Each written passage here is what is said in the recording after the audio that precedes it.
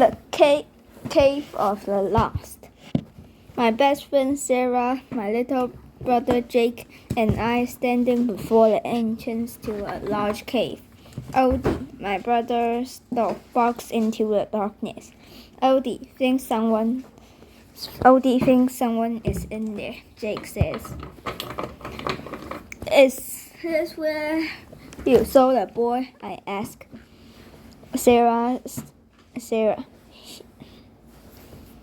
She stares up through the hole between the trees at the edge of the gorge. I think he was standing right here, waving, she replies. We're not going in there, are we, Kumi? You're the one who saw the mysterious boy waving at you. You're the one who had us leave the picnic and climb all the way down to the bottom of Linus Gorge to help him. Now you don't want to go in? That's the Cave of the Lost, she cries. What kind of ridiculous name is that? I ask. I bet your aunt told you about it. She did, centuries ago, after Porter's mill was built. Someone explored the cave and they never came out. Others went to search for them and disappeared too. Only one man had made it out, but he couldn't explain how. He claimed he found others, Sarah continues, but they kept leading him in the wrong directions. Finally, after many days, he fell asleep in the cave and woke up in the hollow alone. Your aunt tells a lot of stories, I say. We still can't wander around in there, Sarah says. The place is probably filled with massive spiders. Hey kid, I yelled into the cave. Do you need help?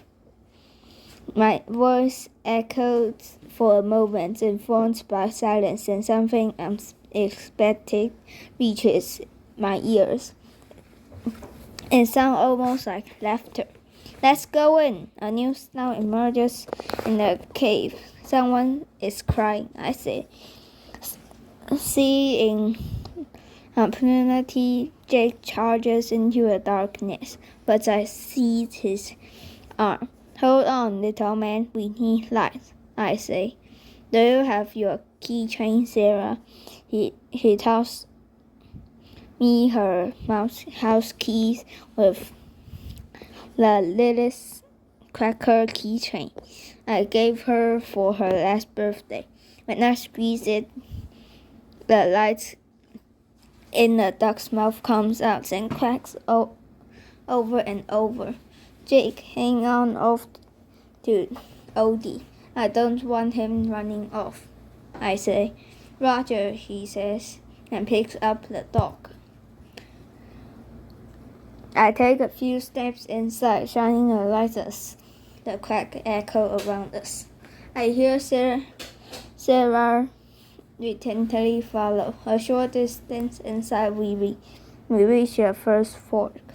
Don't freak out, I say as I turn off the lights. The crack fades, and in an intense darkness presses in on us. Sarah whimpers, but after a moment I hear a weeping again. It comes from the left passage, so I squeeze the littlest cracker and stop moving again. We encounter a few more forks, and I can see how someone could easily become lost down here. I memorized each turn as we creep closer to the sound. Finally, the passage extends into a chamber on the far wall.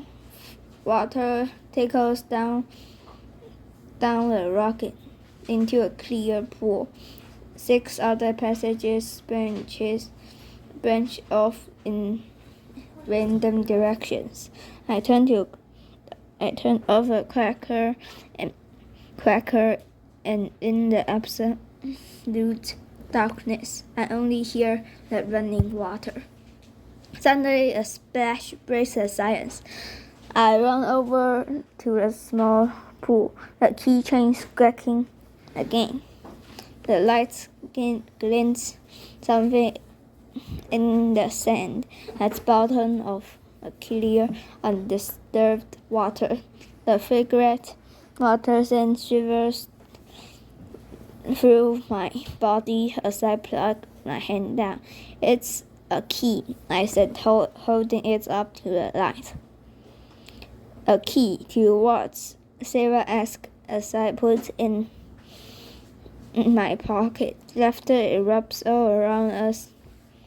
At once, children's laughter, Sarah screams, and I drop the cracker, tumbling us into blackness. I whirl for it as the laughter continues to grow. A small hand grabs mine and jerks me away. Stop it, Jake. We need a light. Finally, I feel the keychain, and the light blossoms filling a room. Sarah hands a few feet away from me, and Jake stands behind her holding Odie. Jake, did you grab my hand? I asked. The laughter is still there, getting louder. Let's get out of here, Sarah yells as she bolts for one of the passages. This one, I yell, realizing I'm pointing to one being pulled forward.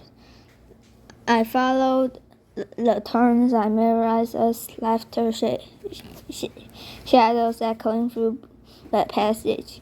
After a lesson, I stepped to see the entrance of day. It's only another fork, and I had no idea which way to go. The entrance did turn in my head. Certainly I had followed them exactly. As the cave changed, we're lost, aren't we? I'm really scared. Everything is going to be okay. I turned off the light, hoping to hear gurgling river. The laughter grew louder, and it seemed threatening, the most immersive. Then I hear of someone running away from my right. I turn to the light and look around for Jake. He stands between Sarah and me. Do you hear that? The footsteps? I ask. The footsteps? Sarah replies. I thought that was you. I shake my head, and Sarah's eyes widen. We should follow them. They could be trying to make us more lost. I don't think so, I say, and I start walking. We come across some forks, and each time I stop to listen, the footsteps come again and again, leading us away from the laughter. Suddenly we came to the mouth of the cave. The light's painfully bright, but we run into it, laughing. Sarah tugs at my shirt. Queen, look, she says, pointing through the small hole. There, looking over the edge of the gorge is a distant figure of a small boy. He is waving down to us. Hey, looks. He looks very familiar, but I can't explain what I say.